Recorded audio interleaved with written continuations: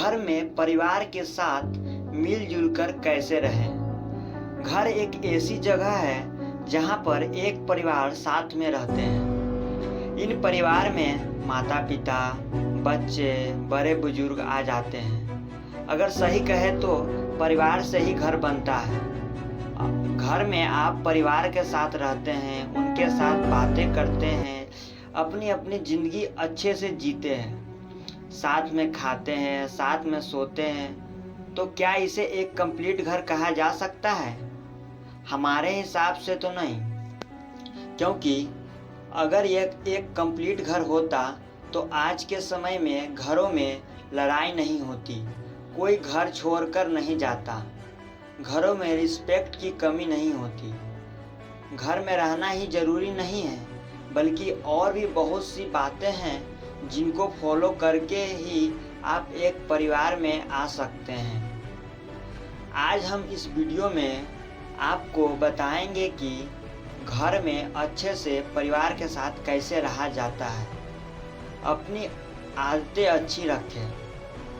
अगर आप यह वीडियो देख रहे हैं तो नेचुरल सी बात है कि आपके घर में बहुत उथल पुथल है। आप कोई भी हो सकते हो, जैसे कि माता पिता, बच्चे, बड़े बुजुर्ग। अगर आप घरों में अच्छे से रहना सीखना चाहते हैं तो सबसे पहले आपको अपनी कुछ बुरी आदतों को अच्छे में बदलना होगा। नंबर 1, अच्छे से बोले। आपकी बोली आपका चरित्र दर्शाता है और यह भी शो करता है कि आप कैसी फैमिली से बिलोंग करते हैं। तो अगर आप घर के सबसे बड़े सदस्य हैं तो आपके लिए यह ज़रूरी हो जाता है कि आप घर में सबसे अच्छे से बोलें, ताकि आपके बच्चे भी आपकी आदतें सीखें। जैसा कि बड़ों को आप करके बात करें, बच्चे से भी आप करके बात करें। बातों में मिठास लाएं, क्योंकि बच्चे प्यार से ही बातों को मानते हैं। हर बात में गुस्सा होना छोड़ दें। बच्चों की गलतियों को प्यार से बच्चों को समझाएं और गलती से होने वाले नुकसानों को भी बताएं। ऐसे में घर में प्यार बना रहता है। अगर आप बच्चे हैं तो आपको अपने बड़ों की बातों को मानना चाहिए, क्योंकि बाहर के लोग शायद आपका बुरा चाह सकते हैं, पर आपका परिवार, आपके माता पिता आपका अच्छा ही चाहेंगे। एक बात को हमेशा ध्यान रखें कि आपका चरित्र आपका फ्यूचर डिसाइड करता है। नंबर 2, साथ खाना खाएं। अक्सर देखा गया है कि परिवार के लोग अलग अलग खाना खाते हैं। कोई अपने रूम में खाना खाता है तो कोई किचन में। ऐसे में आपका और आपके परिवार की बोलचाल कम रहती है, जिस कारण से आप सभी में एक दूसरे की रिस्पेक्ट कम हो जाती है। तो हम आपको यही सलाह देंगे कि सुबह, दिन या शाम को साथ में मिलकर खाना खाएं। ऐसे में जब सब साथ में बैठे होंगे तो आप एक दूसरे से पूछ सकते हैं कि लाइफ में कैसी चल रही है, आज क्या हुआ, यह हुआ बातें सब। अगर घर का कोई सदस्य किसी परेशानी में हो तो आप सब मिलकर परेशानी दूर कर सकते हो। नंबर 3, हंसी मजाक करते रहें। जिस घर में सन्नाटा रहता है उसके 2 वजह हो सकते हैं। एक, घर में बड़ों की शक्ति का बहुत होना, या दूसरा, आपस में बोलचाल का कम होना। ऐसे परिवार को घर में अच्छे से रहना नहीं कह सकते। आपके परिवार के बीच बोलचाल का होना और हंसी मजाक का होना बहुत ज़रूरी है, तभी परिवार के सभी मेंबर, सदस्य एक दूसरे से खुलकर बात कर पाएंगे। अगर आप घर के सबसे बड़े हैं तो पहले आपको बात करनी होगी। बच्चों के साथ बैठे उनसे हंसकर बात करें, किसी बात को मजाकिया मूड में बात करे, बच्चों के साथ खुलकर हंसे, अपनी पत्नी को हंसी मजाक में टोके, एक्सेट्रा एक्सेट्रा।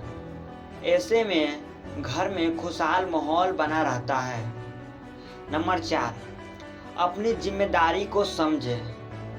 घर के मेंबर्स यानी सदस्यों की अपनी अपनी भूमिका होती है, जैसे कि पिता की बच्चों और पत्नी का ख्याल रखना, उनकी ज़रूरतों को पूरा करना, पत्नी का बच्चों का अच्छे से पालन पोषण करना और पति का हर समय साथ लेना, बच्चों का अपना और अपने माता पिता का ख्याल रखना, उनकी बातों को मानना, अच्छे से पढ़ाई करना, माँ बाप का नाम रोशन करना।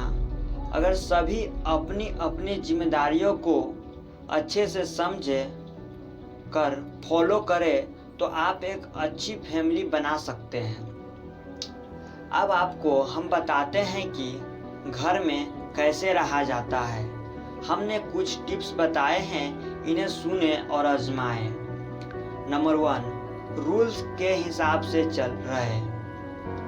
जिस घर में रूल्स नहीं होते हैं उस घर में डिसिप्लिन की कोई जगह नहीं होती, और जहाँ डिसिप्लिन न हो उस घर को घर नहीं कहा जा सकता।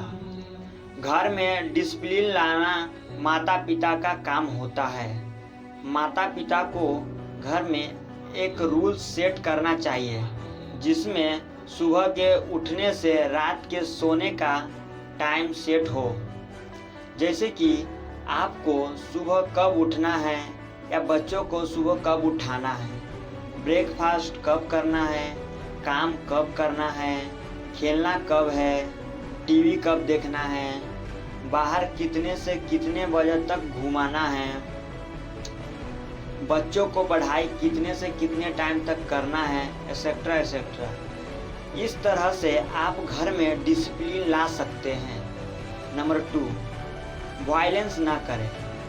बच्चों का चीखना, चिल्लाना, लाउडली हंसना, लड़ना तो चलता रहता है, पर अगर यही ही हरकतें बड़ों का रहे तो आप कह सकते हो कि इस घर में वायलेंस बहुत है। इस बात को हमेशा ध्यान रखें कि बच्चे आपसे ही सीखते हैं और आपको ही फॉलो करते हैं। तो ऐसे में अगर आप घरों में बच्चों के साथ मारपीट करते हैं या बच्चों पर ज़्यादा चिल्लाते हैं तो हम दावे के साथ कह सकते हैं कि बड़े होकर आपके बच्चे भी आपके साथ ऐसा ही करेंगे। और ये बात बुरी नहीं है, क्योंकि बच्चे आपसे ही सीख रहे हैं। तो अगर आप बच्चों को घर पर रहना सिखाना चाहते हैं या खुद घर पर अच्छे से रहना चाहते हैं तो आपको वायलेंस बंद करनी होगी और अच्छे से अपनी बातों को दूसरे के सामने रखना होगा। बच्चों या पत्नी की गलतियां को माफ़ करना होगा और उनको प्यार से समझाना होगा। नंबर 3, सभी को स्पेस यानी कि जगह दे। इंसान हो या कुत्ता, अगर आप 24 घंटे उनके साथ रहोगे तो ऐसे में उन्हें अनकंफर्टेबल फील होगा, क्योंकि सभी को अपनी लाइफ में स्पेस चाहिए होता है जिसे वो अपनी इच्छाओं को पूरा कर सके, अपनी लाइफ को अपने हिसाब से एंजॉय कर सके, अपनी नज़रों से दुनिया देख सके। और ये तभी हो सकता है जब घर का बड़ा सदस्य घर के सभी मेंबर्स को स्पेस देंगे। ऐसे में सभी अपने आप को फ्री फील करते हैं और अपने एक्सपीरियंस को एक दूसरे से शेयर करते हैं।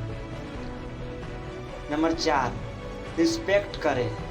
घर में एक साथ रहना ही ज़रूरी नहीं होता, बल्कि घर के हर एक मेंबर में रिस्पेक्ट का होना भी ज़रूरी है।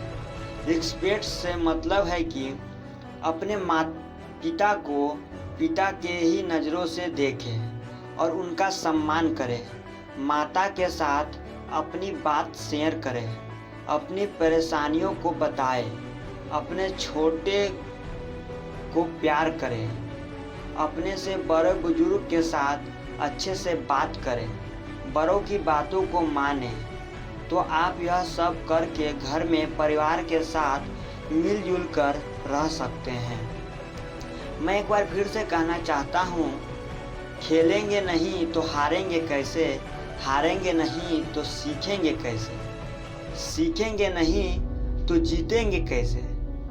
आपको यह वीडियो कैसा लगा कमेंट में ज़रूर बताइए, और हमारे चैनल पर नए हैं तो चैनल को सब्सक्राइब करें और बेल आइकन को ज़रूर दबाएं। यहाँ तक वीडियो देखने के लिए आपका धन्यवाद।